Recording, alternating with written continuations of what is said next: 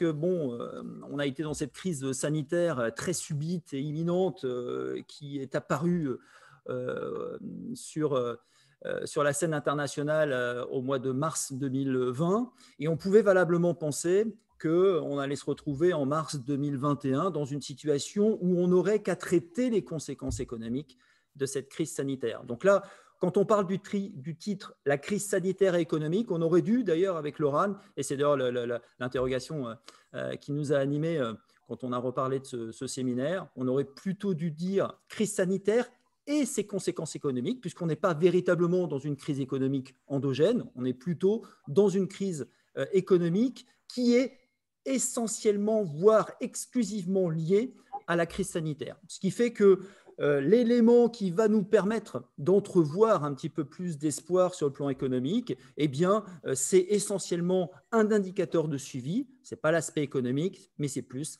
la circulation et le niveau de circulation du virus en France. Et donc, on a un certain nombre d'indicateurs plutôt positifs sur l'année 2021 qui nous laissent à penser qu'on sortira probablement de cette crise sanitaire d'ici à la fin de l'année, dès lors que la grande majeure partie de la population sera, vaccinée. Donc, on va, nous, essayer de décliner ça avec Laurent et on reviendra après en montrant nos visages pour un échange de questions-réponses avec vous, comme on a l'habitude de le faire dans le cadre de nos interventions avec le Sophia Club Entreprise. Donc, Étienne, tu peux agrandir peut-être agrandir complètement et voilà.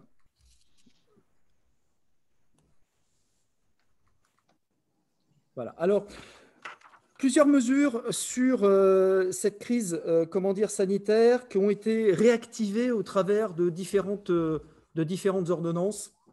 Ordonnances qui ont été élaborées en décembre 2020. Et puis, on a un certain nombre de décrets également qui ont été amenés à être produits. Et donc, ça concerne très globalement tout ce qui touche à l'activité partielle et aux mesures dérogatoires par rapport à l'application du droit du travail sur tout ce qui touche notamment la capacité, de manière unilatérale ou par voie d'accord d'entreprise, de pouvoir déroger à des dispositions auxquelles il est extrêmement difficile de déroger normalement sur le plan de l'application stricte du droit du travail. On peut passer le slide suivant.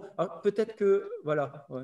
Alors, vous verrez, on a découpé du coup ce séminaire en deux parties. Tout d'abord, les mesures pour faire face à la réduction d'activité et ensuite les mesures pour faire face à un surcroît d'activité. Donc, comme vous pourrez le constater, on a plus de mesures qui permettent de faire face à une réduction d'activité qu'à un surcroît d'activité. Et on a décidé notamment de passer, comme disait Cyril, sur certains thèmes, notamment dans le cadre de surcroît d'activité, mais vous aurez tout dans le support qui vous sera transmis à l'issue de cette présentation.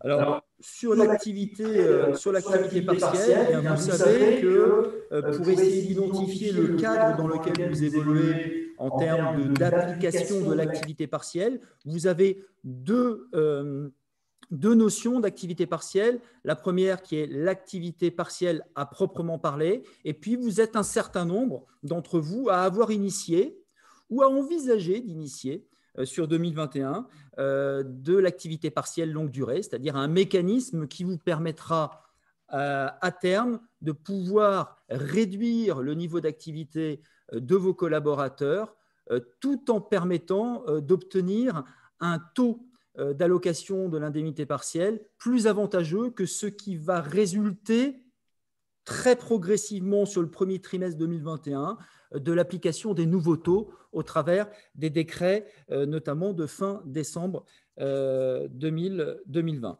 On peut passer le slide suivant. Un petit focus, juste pour vous rappeler, et ce qui montre aussi qu'on est dans des mesures dérogatoires par rapport à l'application du droit classique. Je pense notamment à un point particulier. La mise en activité partielle des salariés protégés ne nécessite pas un accord des 10 salariés, alors que vous savez qu'un simple changement des conditions de travail, je ne parle pas de modification de contrat, je parle d'un simple changement des conditions de travail, rend nécessaire notamment l'accord, de formaliser un accord entre les deux parties. Là, on est dans des mesures dérogatoires quasiment exorbitantes de droit commun qui permettent d'imposer le placement en activité partielle de salariés protégés. Autre point auquel il faut être particulièrement vigilant, puisqu'on assiste depuis le mois de novembre 2020 à une multiplication des contrôles de la directe en ce qui concerne l'activité partielle. Et donc, ces contrôles se font sur le fait d'avoir respecté la mise en activité partielle de manière uniforme de l'ensemble des salariés de la société concernée. Or, on assiste assez fréquemment, et d'ailleurs c'est assez normal puisque c'est assez complexe à mettre en œuvre, le fait que vous ayez pu mettre en place de manière individualisée, de manière différenciée de l'activité partielle pour certains et de l'activité partielle de manière complètement différente pour d'autres. Vous êtes alors dans ce cadre-là dans une individualisation vous êtes dans une individualisation de l'activité partielle, ce qui nécessite alors obligatoirement d'avoir négocié préalablement un accord d'entreprise plaçant les salariés en activité partielle individualisée. Faites très attention à ce point-là. L'autre point également sur lequel la directe opère aujourd'hui un contrôle, c'est sur le respect du formalisme de mise en place de l'activité partielle. Donc, gardez bien une trace digitale ou papier de l'ensemble des démarches que vous avez initiées pour pouvoir, en fin de compte, mettre de l'activité partielle. Et l'autre point, et notamment ça vise principalement beaucoup de sociétés de Sophia Antipolis composées d'une majorité significative de cadres et qui ont mis en activité partielle des salariés et mixant quelquefois du télétravail pour certains d'entre eux, la directe est extrêmement vigilante à vérifier en fin de compte que lorsque je suis en activité partielle, je n'exerce pas d'activité professionnelle. C'est la raison pour laquelle le garde-fou, pour s'assurer en fin de compte d'être en capacité d'apporter des arguments objectifs à la directe en cas de contrôle, c'est aussi d'avoir formalisé des mails, des écrits, des remises en main propre contre des charges aux salariés, des plannings matérialisant l'impossibilité de ces derniers d'exercer une activité professionnelle dans le cadre d'une mise en activité partielle. C'est extrêmement important. On a une ou deux sociétés clientes, une sur Sofia et une sur Paris, qui connaissent actuellement des contrôles qui sont particulièrement, je dirais, pugnaces dans la volonté, en tout cas, d'aller au cœur du processus de mise en activité partielle. Et on a quand même 1 an de pratique. Donc, ça nécessite pour vous de revérifier que vous ayez bien respecté ces éléments-là. Je rebondis sur ce que dit Cyril aussi sur l'individualisation de l'activité partielle. Effectivement, il y a un risque au niveau de la directe et de l'inspection du travail si vous faites de l'individualisation de l'activité partielle sans accord collectif ou avis conforme de votre comité social et économique. Mais le risque également, c'est que le salarié considère qu'il y a une discrimination et donc il est dans une situation d'inégalité de traitement, étant donné qu'il a été placé en activité partielle, contrairement à d'autres salariés du même service ou de la même catégorie professionnelle. Donc, soyez vigilants là-dessus. Le risque ne vient pas uniquement de la directe, même si on y pense souvent, étant donné qu'on perçoit des allocations d'activité partielle de la part du service de paiement. On peut passer, Étienne, au slide carrément suivant. On peut dérouler, voilà, on peut encore dérouler. Et on va s'arrêter à ce qui fait l'objet, en fin de compte, de ce séminaire, hein, c'est d'être en capacité d'identifier, d'avoir un panorama des différentes mesures RH dérogatoires. Donc, on vous a, en 2 slides, transmis un tableau qui vient relativement bien préciser les dates auxquelles les taux d'activité partielle vont s'appliquer et à quel taux l'activité partielle va être gérée. Alors, on parle de l'indemnisation du salarié, mais on parle également de l'indemnisation de l'employeur. Et vous constatez au travers de ce tableau qu'on va rapidement commenter avec Laurane, vous constatez que normalement, à compter du 1er février 2021, on passe dans une situation où on a une indemnisation de l'employeur qui, notamment dans les secteurs protégés et connexes se trouvent être moins favorables que ceux qui s'appliquaient encore jusqu'à présent. Alors, le secteur protégé et connexe, on a un exemple avec Laurent, on conseille un groupe d'hôtels. Et donc, l'hôtel n'est pas, par exemple, une entité fermée administrativement, c'est un secteur protégé et connexe qui, jusqu'à présent, bénéficiait du même régime d'indemnisation d'activité partielle que les entités fermées administrativement. On constate là, au travers des décrets, que normalement, le domaine de l'hôtellerie, par exemple, va se voir appliquer une indemnisation employeur moins favorable, c'est-à-dire au lieu d'être à 70%, on va passer, comment dire, à 60%. Alors, là, vous voyez sur le tableau qu'il est indiqué que l'application dans le secteur, comment dire, protégé et également, comment dire, dans le cas général, s'applique au 1er février. Aujourd'hui, de sources gouvernementales, ils sont en train d'élaborer a priori une modification du décret visant à continuer à appliquer les taux qui étaient applicables au 31 janvier 2021, à minima encore sur le mois de février. Alors, je suis d'accord avec vous, ce n'est pas sans poser des difficultés dans la mesure où eh bien, vous avez des fois à informer, comment dire, les salariés du régime d'indemnisation dont ils vont bénéficier. Vous avez quelquefois des budgets à équilibrer. Et forcément, si l'indemnisation de l'employeur, vous allez passer de 60% à 36%, eh bien, nécessairement, il va y avoir un reste à charge beaucoup plus élevé. Bon, ceci étant, tout ça a été élaboré à un moment où le gouvernement n'était pas encore véritablement en mesure de prédire qu'il allait complètement se retrouver en plein dans la crise sanitaire. Et puis, il y a un autre élément qu'il ne faut pas méconnaître, c'est que le gouvernement aujourd'hui intervient législativement parlant plutôt par réaction, c'est-à-dire qu'on va durcir un petit peu le régime d'indemnisation et puis on va attendre un petit peu les actions lobbyistes des différents corps de métier et puis après on va rectifier un certain nombre de mesures. Donc, il y a fort à parier que l'application de ce qui figure dans ce tableau et qui est donné comme une application au 1er février ne devrait rentrer en vigueur qu'au 1er mars. Ceci étant, avec Laurent, on vous transmettra et on transmettra à Étienne qui vous transmettra s'il y a des nouveaux taux. Et puis, vous pouvez aller également sur le site du Sophia Club Entreprise qui dispose de l'ensemble de nos flash infos ou sur nos pages link de façon à avoir cette information quasi en temps réel. On peut passer le slide suivant. Je te laisse, Laurent, peut-être évoquer les taux. Oui, alors sur les taux, donc après au 1er avril jusqu'au 30 juin, on voit encore une diminution des taux, que ce soit pour l'indemnisation du salarié et surtout pour l'indemnisation de l'employeur. Il faut savoir pourquoi le gouvernement décide en termes d'activité partielle de réduire les taux.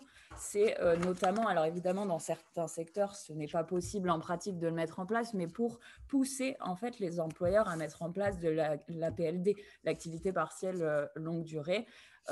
Et si la situation de l'entreprise économique, la situation économique dans laquelle elle est, se pérennise, et dans ce cas-là, l'activité partielle longue durée est plus adaptée en réalité que l'activité partielle. On le voit parce qu'un taux à 36% pour l'allocation versée à l'employeur, comme le disait Cyril, ça fait un reste à charge qui est considérable, d'autant plus quand on voit que les secteurs protégés et connexes sont dedans. Secteurs protégés et connexes, je le rappelle, ce sont l'hôtellerie, la restauration, le tourisme, l'événementiel, maintenant le transport de personnes qui a remplacé le transport aérien. Ce sont quand même des secteurs extrêmement touchés par la crise sanitaire qui est devenue une crise économique également. Après là, les taux qu'on vous montre, c'est ceux qui ont été publiés par le gouvernement actuellement. Je pense, et ce qu'on se disait avec Cyril, qu'effectivement, le gouvernement réagit en réaction à l'évolution de l'épidémie de la Covid-19. Et donc, ces taux sont évidemment très certainement amenés à évoluer en fonction de la gestion de la crise et notamment du taux de vaccination des Français au fur et à mesure des mois qui vont passer. Je rebondis sur ce que vient de dire Laurane par rapport à l'APLD, puisque vous êtes un certain nombre à vous poser la question de la pertinence de mettre en place de l'activité partielle longue durée. Alors, le fait est, comme disait Laurane, le gouvernement tente à baisser les taux d'indemnisation de l'activité partielle pour pousser les entreprises à mettre de l'APLD. Ceci étant, la logique gouvernementale s'intégrait relativement bien si on sortait progressivement de la crise sanitaire et qu'on rentrait plus dans une situation de conséquences économiques de cette crise. Or, on est encore complètement en plein dedans sur la crise sanitaire, ce qui amène en fin de compte pas mal d'entreprises à ne pas forcément entrevoir dans le mécanisme de l'activité partielle longue durée l'outil privilégié. Pourquoi ? Parce qu'entre la mise en activité partielle à 100% ou à 80% ou à 60% d'un salarié, je vous rappelle que dès lors que vous mettez en activité partielle longue durée des salariés, vous devez, les maintenir à un taux d'activité à minima, sauf situation très exceptionnelle, un taux d'activité de 60%. Or, j'ai un certain nombre de mes clients, notamment dans le secteur industriel, notamment dans le domaine de la métallurgie, par exemple, qui me disent très justement, l'APLD, on a signé un accord, on l'a mis en stand-by, puisque vous ne pouvez pas faire de l'APLD et de l'activité partielle pour les mêmes salariés en même temps. On a mis en stand-by l'activité partielle longue durée pour réintroduire de l'activité partielle parce que le niveau d'activité est tellement bas aujourd'hui que l'APLD n'est pas l'outil susceptible de répondre à cette baisse importante. Donc l'APLD, aujourd'hui, ce n'est pas forcément évident à mettre en œuvre. Et vous aurez noté que je parlais d'une société qui a mis en place de l'APLD et qui a suspendu son mécanisme d'APLD pour réintégrer de l'activité partielle tout en sollicitant préalablement la directe. Donc, c'est possible d'utiliser ces deux mécanismes en travaillant également de concert, en toute transparence avec la directe sur ce point. On peut passer le slide suivant. Juste également faire un petit rappel, parce que là aussi, on peut se poser des questions et on n'y voit pas toujours très, très clair. Vous avez les personnes, les salariés vulnérables et les parents qui gardent des enfants de moins de 16 ans du fait de la fermeture de leur établissement ou du fait d'une mesure d'isolement. Donc là, vous voyez, et c'est comme ça que vous allez pouvoir avoir des repères. D'un côté, vous avez les salariés dits vulnérables, on va en dire deux mots, puisque ça a connu également beaucoup d'évolutions. Il a fallu un arrêt du Conseil d'État pour ramener les employeurs, pour ramener le législateur à réélargir cette liste qui avait été considérablement réduite, je crois, à 4 critères. Donc, vous avez ces personnes vulnérables et vous avez également les classes fermées qui impliquent qu'on soit dans l'obligation de garder les enfants de moins de 16 ans à la maison. Dans ce cadre-là, dans ces deux cadres-là, suivant un mécanisme et des modalités d'application très précises, eh bien, ces salariés sont mis en activité partielle. Ça veut dire que, d'un côté, on traite différemment les cas contacts et la situation de celui ou de celle qui est positive à la Covid-19, où là, il va y avoir un traitement au travers des indemnités journalières de la sécurité sociale, avec en plus de ça un maintien complet du complément de salaire employeur. Donc, on a ce côté-là, infection Covid et cas contact, on en parlera très brièvement. Et de l'autre côté, salariés vulnérables et classe fermée avec les parents, où là, on est en activité partielle. C'est assez particulier, puisqu'on aurait pu valablement penser que les salariés vulnérables auraient dû rentrer également dans le mécanisme des IJSS. Bon, on a deux mécanismes complètement différents, et c'est comme ça que ça s'applique aujourd'hui. Mais il y a un point qui est très important dans ce slide, et c'est peut-être le point le plus important, et auquel vous avez été tous, tout particulièrement sur Sophie Antipolis, confrontés. C'est à défaut de télétravail possible. Et ça, on a encore essayé de creuser ces derniers jours avec Laurane et puis avec la personne qui nous a aussi accompagnés activement dans l'élaboration de ce document, Emmanuel Reyes, qui travaille avec nous chez Sophia Legal. Eh bien, dans cette réflexion-là, on s'est posé la question de savoir quels étaient les arguments que j'étais susceptible d'avancer en qualité d'employeur pour établir que je n'ai pas pu mettre en télétravail un salarié. Alors, la question ne se pose pas trop si je suis dans une usine produisant des produits chimiques ou dans la métallurgie, où là, je suis sur une chaîne de montage, je ne peux pas télétravailler chez moi. Mais par contre, pour la grande majorité des salariés de Sofia qui exercent une activité qui, sur le papier, devrait leur permettre de pouvoir télétravailler, il est extrêmement difficile de considérer que je n'ai pas été en mesure de les faire télétravailler. Pourquoi, encore une fois, on est dans ces mécanismes où je peux rentrer dans ces systèmes-là qu'à partir du moment où je ne peux pas, comment dire, faire télétravailler les salariés. Ben, c'est tout simplement parce que le gouvernement a privilégié également le maintien de l'activité, la continuité de l'activité et également de faire baisser en fin de compte l'exposition des risques financiers de l'État à l'indemnisation de toutes ces situations qui ne cessent en fin de compte de progresser dans le pays depuis le mois de mars. Ce qui fait que, et vous avez été un certain nombre des fois à me solliciter sur cette question, vous avez quelquefois eu des salariés qui vous ont dit « Attendez, moi je ne peux pas télétravailler.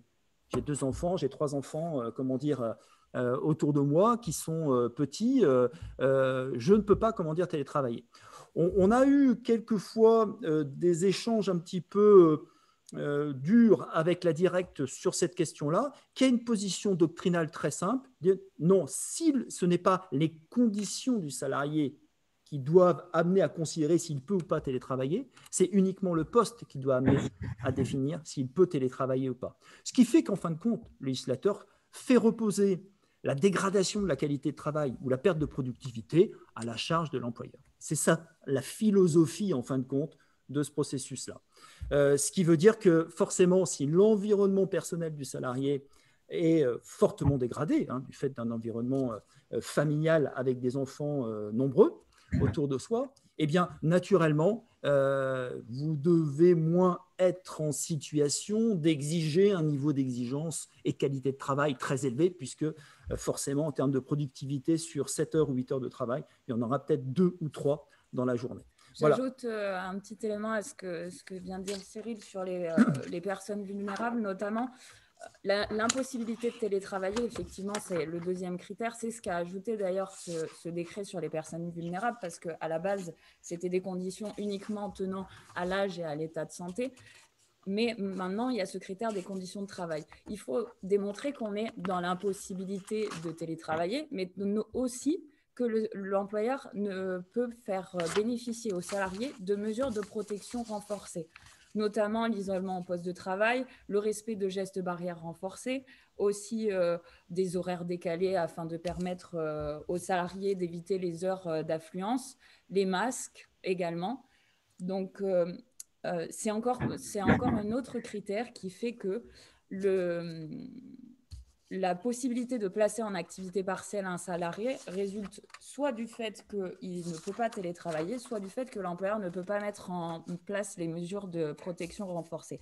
Dans ce cadre-là, il y a aussi la possibilité qu'il y ait un désaccord, évidemment, entre l'employeur et le salarié sur la capacité de l'employeur à mettre en place les mesures de protection renforcée. Et dans ce cadre-là, peut intervenir le médecin du travail qui va évaluer la capacité de l'employeur à mettre en place ces mesures de protection renforcée. Évidemment, en attendant la décision du médecin du travail, le salarié est placé en activité partielle. Alors, sur les personnes vulnérables, alors, on n'est pas trop en capacité de répondre aux questions du chat en direct sans vous garder avec nous à peu près jusqu'à 11h30. Mais par contre, j'ai vu très brièvement une question apparaître sur le fait est-ce que les aidants familiaux sont susceptibles d'être considérés comme personnes vulnérables? Non. Il y a les critères dont expliqués et déclinés par l'ORAN, mais il y a des critères qui tiennent à l'état de santé et à l'âge. C'est ça, la vulnérabilité, c'est l'état de santé et l'âge. C'est être âgé de plus de 65 ans, avoir des antécédents cardiovasculaires et ainsi de suite. On pourra vous transmettre d'ailleurs la liste, et si vous voulez la consulter, c'est un décret du 10 novembre qui a publié la liste des personnes vulnérables pouvant être placées en activité partielle, suite à la suspension du décret d'août. Donc, Pour répondre à votre question, les aidants familiaux n'en font pas, partie. Et les personnes vivant avec les personnes vulnérables sont expressément exclues d'ailleurs du dispositif d'activité partielle.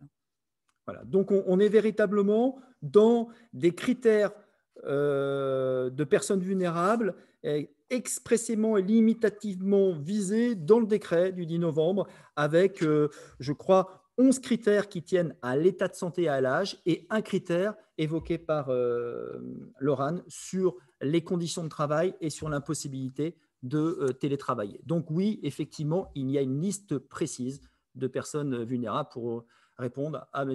Jacquinot. On peut poursuivre sur ce point-là. 2 points là-dessus qui peuvent être, intéressants et qui vous permettent également de pouvoir voir un petit peu les deux situations relativement à la capacité de déroger au processus de congé au sens large dans l'entreprise.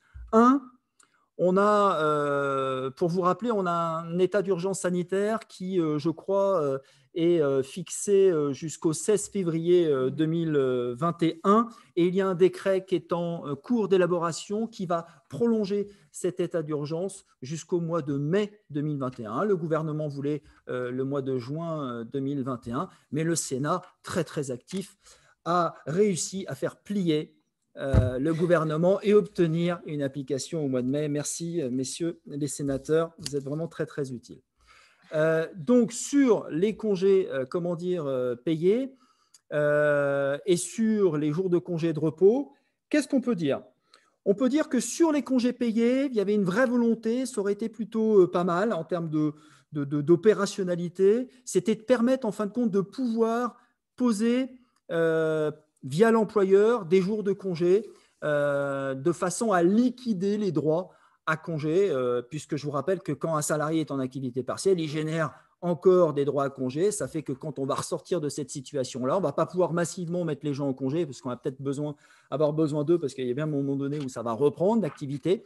Donc, il y avait une vraie pertinence à pouvoir déroger dans le cadre de cet état d'urgence sanitaire aux règles extrêmement lourdes et strictes sur les congés payés. Bon, il n'en a pas été le cas. Le gouvernement n'a pas réussi parce qu'il y a eu un lobbying extrêmement fort des organisations syndicales, au premier rang desquelles notamment la CFDT et la CGT, et ce qui a fait que on a la possibilité d'imposer des jours de congé, mais qu'à partir du moment où on a négocié préalablement un accord collectif, c'est-à-dire un accord d'entreprise signé avec des organisations syndicales ou avec des élus du CSE, ou avec des élus mandatés dans des entreprises qui ne disposent pas de CSE et de DS, à savoir dans les entreprises entre 11 et 50 salariés. Regardez quand même, alors je n'ai pas sorti la liste, mais regardez quand même au regard de votre branche d'activité, que ce soit Syntec, métallurgie, chimie, plasturgie, si vous n'avez pas un accord de branche qui a été élaboré vous permettant en fin de compte de déroger à un certain nombre de dispositifs sur les jours de congé. Ceci étant, ce n'est pas parce que vous n'avez pas d'accord collectif que vous ne pouvez pas, comme un accord des parties, faire en sorte, sans respecter les délais, de placer en fin de compte des salariés en congé payé. Mais bien entendu, il faut qu'il y ait un accord express entre les deux. Ça, c'est sur les congés payés où on a des règles qui sont un petit peu plus souples, notamment la dissociation dans la possibilité de faire prendre des congés simultanément lorsqu'il y a des conjoints salariés dans l'entreprise. Ça, c'est sur les congés. Donc, on a un peu de souplesse, mais il faut, dans la grande majorité des cas, un dispositif d'accord d'entreprise. Et pour répondre à une interrogation du chat, à savoir dans une entreprise sans IRP, eh bien, il faut regarder au cas par cas, puisque moins de 11, entre 11 et 20, entre 11 et 50, sans DS ou sans CSE, ce sont des pratiques de négociation différentes. Pour vous dire ça très rapidement, dans une entreprise entre 11 et 50, sans CSE et sans délégué syndical, il faut négocier avec un salarié mandaté et procéder a posteriori de la négociation de cet accord à la ratification par les salariés de l'accord. Donc, c'est une petite usine à gaz quand même, et donc c'est un petit peu compliqué à mettre en œuvre, mais on est en train de l'initier là dans deux structures avec Laurane actuellement. S'agissant des RTT, simplement pour répondre rapidement à la question, c'est possible d'imposer effectivement les RTT par décision unilatérale de l'employeur. Voilà. C'est le slide suivant. C'est le slide suivant. Donc, voilà ce qu'on peut dire. On va dérouler les slides voilà, que vous lirez, bien entendu, pour les plus passionnés d'entre vous. Du prêt de main-d'œuvre. Voilà, prêt de main-d'œuvre. Voilà. On peut dérouler, Étienne, également. On peut dérouler également. Il y a des reports de cotisation, il y a des allègements de charges également qui continuent. On va aller jusqu'à l'indemnisation maladie. Non, on peut remonter un tout petit peu, Étienne, s'il te plaît. Je te remercie. Sur l'indemnisation maladie des cas contacts. Alors là, je ne sais pas, peut-être que dans l'échange qu'on aura dans 10 minutes, vous évoquerez cette situation. Le fait est que on est quand même, cette règle-là expose quand même très fortement, alors c'est pas très politiquement correct ce que je vais dire, mais à un marché du cas contact. C'est-à-dire que là, on est dans un dispositif où on a produit un décret qui permet en fin de compte, dès lors qu'on a été cas contact ou dès lors qu'on se déclare cas contact, d'être dans une situation où immédiatement, on peut s'inscrire sur le site Amélie et bénéficier d'IJSS. Alors, bon, vous allez dire que je vois le mal partout, mais c'est normal, puisque je vois le mal tous les jours partout. Donc, je vois donc forcément le mal partout, mais ça veut dire que la capacité de se déclarer ou d'être déclaré cas contact, sans pour autant avoir été précisément dans la définition du cas contact, expose quand même beaucoup les entreprises à une situation d'autodéclaration des salariés avec une information concomitante de l'employeur et l'intégration de ces salariés dans un dispositif de bénéfice des IJSS. Alors, si le salarié ne bénéficiait que des IJSS, à savoir 50% de son salaire, sans délai de carence, ni condition de durée minimale, bon, on pourrait dire bon, c'est la Sécu qui supporte en fin de compte l'intégralité de ce risque financier. Mais l'indemnisation maladie cas contact amène en fin de compte à un droit à l'indemnisation complémentaire par l'employeur, y compris sans délai de carence ni condition d'ancienneté. Donc, ça veut dire que l'employeur doit faire également le complément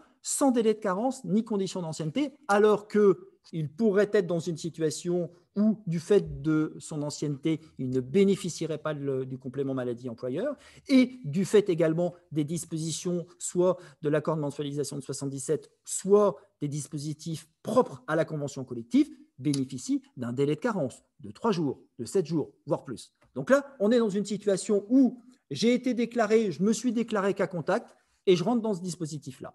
Simplement, gardez juste à l'esprit sur ce point-là, je ne sais pas si vous avez une multiplication des cas contacts déclarés en tant que tels, mais gardez juste à l'esprit quelque chose, c'est que je suis cas contact, je dois m'isoler, pendant 7 jours, je dois faire le test PCR post 7 jours pour voir si je suis positif ou pas, mais je bénéficie de ce dispositif-là qu'à partir du moment où je ne suis pas en capacité de télétravailler.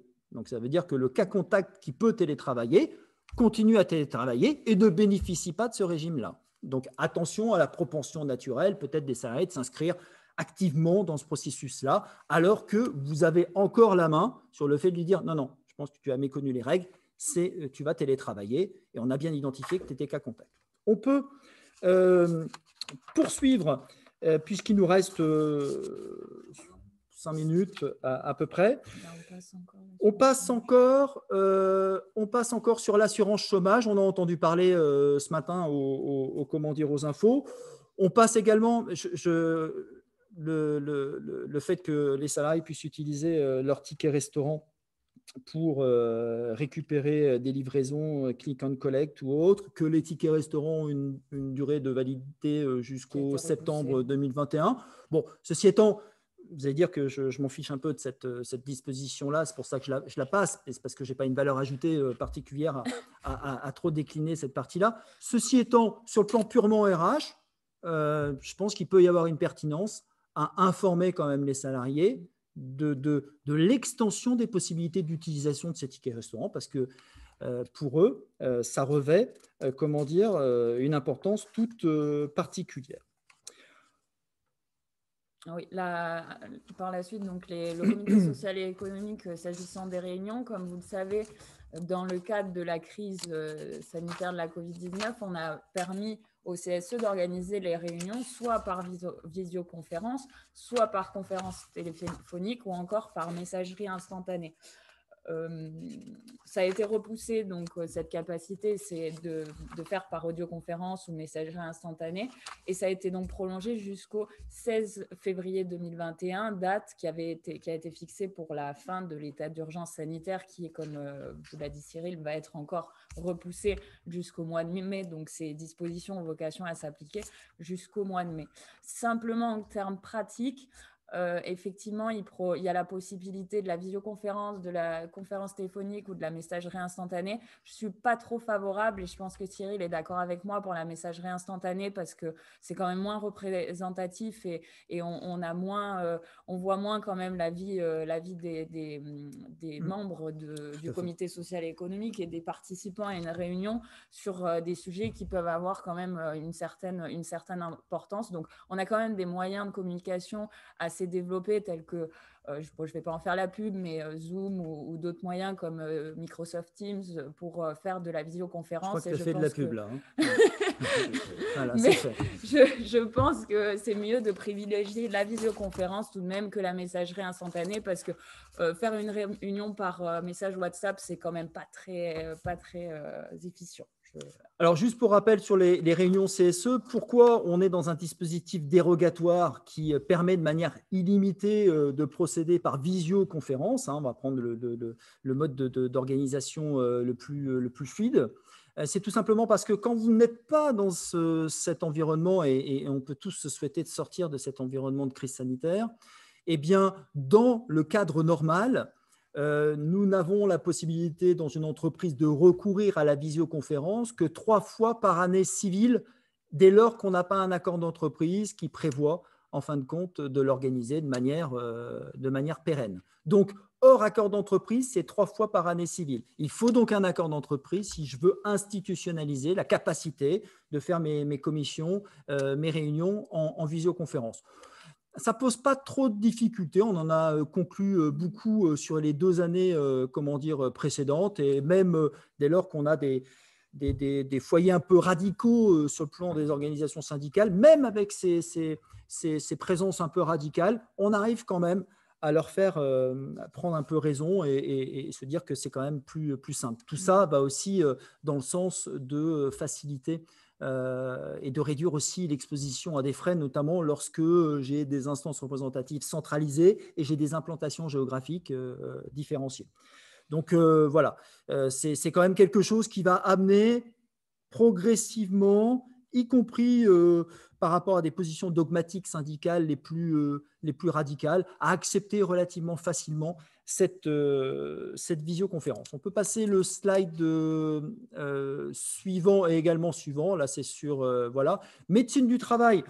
J'aurais 2 mots à dire sur ce point-là, étant entendu que tout ce qui est visite médicale de suivi, il y a des reports possibles jusqu'au 17 avril 2022. Bon, ceci étant, vous allez me dire, vous n'avez pas posé encore la question, mais vous pouvez légitimement vous dire qu'aujourd'hui, lorsque vous voulez en organiser, vous êtes quelquefois confronté à des difficultés pour les organiser dans les délais requis. Alors, le report possible des visites médicales jusqu'au 17 avril 2022 dans le cadre de ces dispositifs dérogatoires, oui, mais pas pour la visite médicale d'embauche et pas pour la visite médicale de reprise, qui, je vous le rappelle, lorsqu'elle aboutit à une inaptitude du salarié, à vous imposer de déclencher une procédure de licenciement pour inaptitude. Donc, pas dans ce cadre-là. Et il y a également un renforcement de la place, et d'ailleurs je trouve ça très très pertinent, un renforcement de la place de la médecine du travail dans la possibilité également de pouvoir traiter des situations d'infection Covid-19 ou des certificats d'isolement pour les salariés vulnérables sans forcément passer par le médecin traitant. Voilà ce qu'on peut dire. J'aurais tendance à finir cette partie. On aura respecté quasiment à la minute près le timing. C'est sur la formation professionnelle. il est toujours extrêmement difficile pour vous, et on peut valablement le comprendre, de veiller à l'organisation de vos entretiens individuels annuels, de vos entretiens professionnels tous les 2 ans, de l'état des lieux, on va en parler. Également, lorsque vous êtes confronté à avoir des dispositifs conventionnels qui impliquent quelquefois des entretiens de mi-parcours pour les conventions de forfait jour. Donc, ça veut dire que sur une année, potentiellement, vous avez 3 entretiens à réaliser. L'entretien de mi-parcours forfait jour, vous avez l'entretien individuel annuel où vous allez également devoir discuter des différents éléments de la compatibilité du forfait jour et d'un certain nombre de fondamentaux. Et puis, vous avez quelquefois sur la même année à organiser l'entretien professionnel. Donc, tout ça est quand même relativement difficile. Pour vous à piloter sur le plan RH, quelquefois, vous constatez qu'il y a quelques petits trous dans la raquette et que tout le monde n'est pas passé au travers de tout ça. Et également, le point du report jusqu'au 30 juin 2021, bon, ça ne nous laisse pas un temps incroyable, mais ça nous laisse un petit temps pour organiser les entretiens professionnels, parce que je vous le rappelle que au-delà de l'aspect du fait que lorsqu'on va licencier ou on est dans une procédure pour insuffisance professionnelle, naturellement, dans le cadre du dossier, on va aller vérifier si on a tout mis en place pour permettre, en fin de compte, de renforcer l'employabilité du salarié dans son environnement de travail. Et donc, forcément, si on n'a pas fait tout ça, eh bien, le juge va être enclin à considérer qu'on ne peut pas forcément être légitime à reconnaître et considérer qu'il est insuffisant professionnellement. Donc, il y a un petit report de l'entretien professionnel au 30 juin. Ce report, il est important également, puisque pour certains d'entre vous qui n'auraient pas ou constateraient que les entretiens professionnels n'ont pas été faits depuis notamment 2014. Alors, non, mais je dis ça parce que c'est le cas. Ça fait que vous vous exposiez à la suspension, vous vous exposiez à la sanction de l'abondement lié au non-respect des entretiens. Cette exposition à la sanction de 3 000 € par salarié concerné, c'est reporté, comment dire, au 30 juin 2021. Donc là, vous avez encore quelques semaines pour essayer de, en tout cas, sur le plan RH pur, il y a un intérêt à la réalisation de ces entretiens, c'est certain, mais en tout cas, il y a un risque financier qui est particulièrement lourd. Voilà. Et après, le report de la certification Calliope, ça aussi, c'est une petite usine à gaz pour les organismes de formation qui doivent passer par un processus de certification pour être éligibles à l'imputation des frais de formation sur la formation professionnelle continue. On a essayé avec Laurent au travers de 40 minutes, de vous faire un panorama avec des petits points d'alerte. Vous aurez le support, l'enregistrement, et ça vous permet en fin de compte d'y voir, je l'espère, un petit peu plus clair sur le panorama de ces différentes mesures. J'ai vu qu'il y avait une question sur la liste des personnes vulnérables avant qu'elles se perdent peut-être dans les autres. Non, d'accord. Simplement, donc, c'était savoir si on peut établir une liste de personnes vulnérables au sein de l'entreprise. Bon, tout d'abord, je pense qu'en pratique, ça risque d'être compliqué parce qu'à moins que vous soyez au courant du dossier médical de tous vos salariés, ça risque d'être compliqué à établir une telle liste, d'autant plus que ça rentre quand même dans le secret médical, donc vous n'êtes pas non plus en capacité, en droit de leur demander ce type d'informations. Normalement, votre capacité à considérer que la personne est considérée comme vulnérable résulte d'un certificat qui est établi par le médecin, à savoir que les certificats d'isolement qui ont déjà été établis depuis le 5 mai 2020 sont toujours valables et il n'y a pas de nécessité de refaire un certificat. Voilà, pour répondre à cette question.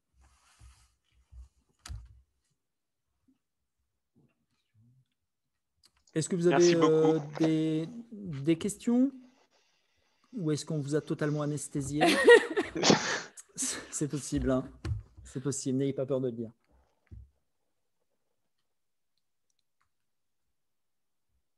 J'avais une question. Je suis sûr que tu as une question. Est-ce que vous m'entendez? C'était limpide. Voilà. Bon, c'était limpide. Il y a peut-être quelques petites questions. Alors, pourriez-vous rappeler les règles pour les IRP? Ça avait été posé. J'ai répondu à la question d'Adeline Torg sur ce point. Et pour rappeler juste à Aline par rapport à la question qu'elle se pose, c'est juste la situation, les modalités pratiques de négociation sont étroitement corrélées à la situation de l'existence ou non d'instances représentatives ou de DS, mais tout particulièrement lié à un effectif de la société. Olivier, Jacquino souhaite poser une question. Normalement, le micro doit marcher. Allô, Olivier. Étienne? Allô? Allô, allô, allô?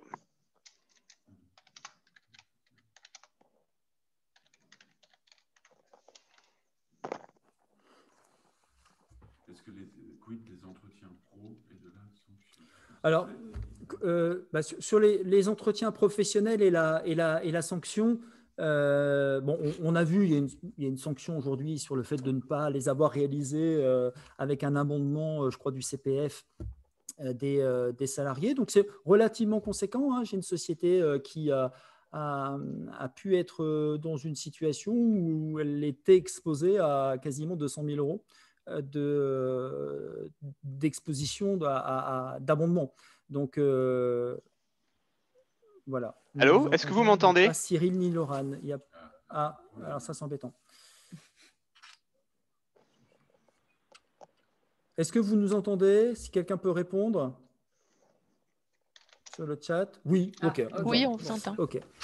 Donc ça, c'est sur les entretiens pro et l'exposition à l'abondement au CPF. Ceci étant, moi, sur la non-réalisation des entretiens individuels ou les entretiens professionnels, je vois plus de conséquences sur le plan de la constitution d'un dossier quand on a à un moment donné à dire quelque chose à un salarié au regard du fait qu'il ne répond plus au niveau d'exigence requis. S'il ne répond plus au niveau, alors je ne parle pas du licenciement disciplinaire, hein, c'est autre chose, il y a une faute grave et donc il y a un licenciement qui est attaché à ça. Par contre, quand je parle de la non-satisfaction au niveau d'exigence, aux prérequis de l'entreprise, aux résultats susceptibles d'être délivrés, eh bien, dans ce cadre-là, je serais beaucoup plus légitime à constituer un dossier et même quasiment sur le plan RH à faire prendre conscience aux salariés que malgré le fait qu'il ait tout donné dans le cadre de l'exécution de son travail, il ne répond pas néanmoins parce que ça pose problème. Ça a d'ailleurs été exposé dans le cadre des entretiens individuels annuels, ça a d'ailleurs été exposé dans le cadre des entretiens professionnels. Donc il y a une pertinence RH très forte, sur le fait que le salarié se sent reconnu s'il est entretenu et qu'on peut l'accompagner et qu'il peut exprimer. Je rappelle quand même que l'entretien professionnel, c'est essentiellement l'expression notamment de son employabilité interne, externe, des formations susceptibles de bénéficier aux salariés, de façon à ce qu'ils puissent, en fin de compte, soit renforcer son employabilité au sens large du terme, soit également, quelquefois, dans le cadre de la gestion prévisionnelle des emplois et des compétences, être en capacité d'être accompagné pour pouvoir postuler au poste de demain. Et d'ailleurs, on est complètement dans cette configuration aujourd'hui, puisque la GPEC est d'autant plus importante aujourd'hui que les métiers de demain s'en trouveront profondément modifiés. Donc, il y a une nécessaire évolution des domaines de compétences des salariés, puisque les besoins de demain ne sont pas les besoins d'aujourd'hui et qui ne sont déjà plus ce qui était représentatif des besoins il y a encore un an de ça. Donc, il y a une véritable évolution et donc il faut accompagner les salariés. Et ceux qui ne sont pas en capacité d'intégrer les qualités essentielles aujourd'hui d'un collaborateur dans une structure, à savoir l'adaptabilité, la flexibilité, la capacité de réagir aux situations modifiées, d'urgence et autres, ces qualités qui doivent nous animer pour pouvoir faire face aux enjeux de demain, eh bien, si j'ai accompagné sur tous ces processus le salarié et que je me suis entretenu avec lui, forcément, je serais beaucoup plus légitime à dire « Bon, on a tout fait, mais tu ne colles pas, on va quand même encore essayer, tu ne colles pas toujours. » Eh bien, on t'accompagne gentiment vers la sortie. Dernière question de Olivier Jacquino. Est-ce que vous m'entendez? Allô? Est-ce que vous m'entendez? Est-ce que vous m'entendez? Là, vous ne m'entendez pas. Oui. Moi, je vous entends. Ah, mais les autres, j'ai On l'impression n'entend que… personne, mais peut-être qu'on n'entend personne. Peut-être qu'ils D'accord. sont mutés. Oui. Ça y est. Vas-y, Ah, Olivier, vas-y. ça y est, on vous entend. Vous m'entendez? Oui. Oui, bonjour. Merci beaucoup pour votre excellente présentation. J'avais une question donc, concernant ces entretiens professionnels et la formation. L'abondement de 3 000 euros en cas d'absence de formation tous les 2 ans est aussi reporté. Enfin, comment ça se passe? Est-ce que c'est un manque de formation tous les 6 ans ou comment la Directe évalue cette sanction? Alors, c'est pas forcément. Alors, j'ai pas regardé tout dans le détail, mais on pourra transmettre à Étienne un petit mémo très simple sur la conduite de l'entretien professionnel et les sanctions, dans quel cadre ces sanctions s'appliquent. Pour moi, ces sanctions s'appliquent dans la non-tenue des entretiens. Ce n'est pas corrélé au fait de ne pas avoir formé ou pas. Là, on est dans un autre thème qui d'ailleurs est souvent mis en exergue par le juge dans le cadre des dossiers d'insuffisance professionnelle. Oui, effectivement, on constate que le salarié il n'a pas répondu au niveau d'exigence. Ceci étant, dans l'obligation d'adaptation et de formation du salarié, vous ne l'avez pas suffisamment accompagné, vous ne l'avez pas suffisamment, formé pour faire face à ces situations-là. C'est totalement différent. D'accord. Je pensais qu'il y avait 2 critères à respecter, mais ok, je vais regarder. Allô? Oui, on n'entend pas très bien. Je disais, je pensais qu'il y avait 2 critères à respecter cumulativement, que ce soit la formation et les 3 entretiens pendant l'espace de 6 ans. Oui. Vous dites qu'en fait, un seul entretien en l'espace de 6 ans suffirait finalement. Non, c'est pas ce que je dis. Ce que j'ai dit, c'est qu'on allait juste vérifier les conditions précises, mais ce que je dis par rapport à votre interrogation, c'est que ce n'est pas l'absence de réalisation de formation qui est l'élément prépondérant, puisque ça vise en fin de compte l'obligation d'adaptation et de formation du salarié, qui est une obligation intrinsèque de l'employeur dans l'accompagnement du salarié dans le cadre de l'exécution de son contrat de travail. Et on reviendra vers vous juste pour ramener juste les conditions précises de l'exposition à la sanction liée à l'abondement du CPF, dès lors qu'on ne répondrait pas, par exemple, au fait d'avoir réalisé, comme vous le dites, tous les entretiens sur la période de 6 ans. Voilà, je ne sais plus si c'est sur tous les entretiens, je suis sur un, on va le revérifier. Et comme ça, vous aurez l'information via Étienne. C'est super, merci beaucoup. En tout cas, merci pour votre très bonne présentation. Merci. Eh bien, écoutez, il est 10h01, 10h02 presque. Merci beaucoup, Laurent Fontano, Cyril Sanchez, du cabinet Sophia Légal, pour cet exposé, y compris les interactions. Merci à tous les participants. Donc, vous disposerez, comme je l'ai dit au début, de l'enregistrement et de la présentation par nos canaux habituels de communication. On vous souhaite une excellente journée et à très bientôt pour d'autres séminaires ou pour d'autres réunions. Bonne journée, au revoir à tous. Merci à vous, bonne journée. Merci, au revoir. Au revoir.